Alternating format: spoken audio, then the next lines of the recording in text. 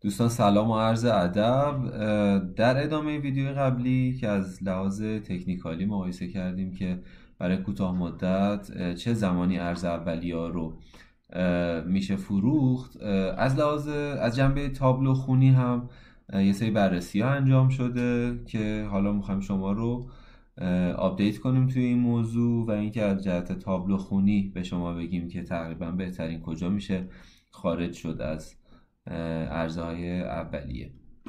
خب اولین ارز اولیه‌ای که میخوایم مشاهده بکنیم ارز اولیه 3 امید هستش.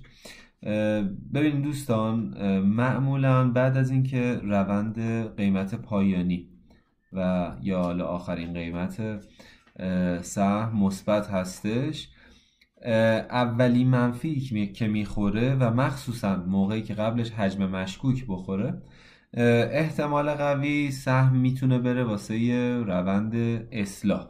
اینجا روند اصلاحش تموم شده و اینجا دوباره یه حجم مشکوک دیگه خورده که میتونه دوباره بهش تزریق شده باشه پول و دوباره بره بالا، ادامه روند صعودش رو طی بکنه.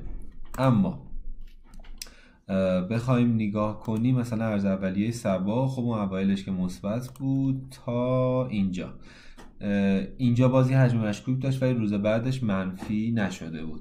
اینجا اولی منفیش انجام شد که به نظر من بهترین جا اینه که بفروشیمش سهمو و میبینیم که در ادامه وارد فاز اصلاحی شده. یه سهم دیگه میریم سراغ و پویا، اینم همینطور مثبت ها رو خورده، مثبت مثبت مثبت، اولین حجم مشکوک، بعد دومین حجم مشکوک، بعد یه دونه منفی داشته بسته می شده که بعد از اینم دیدیم که رفته تو فاز اصلاح و میشد خارج بشیم. امین هم همینطور، اینجا اولی منفی رو خورده و از اون به بعد دیگه کامل رفته توی فاز اصلاح.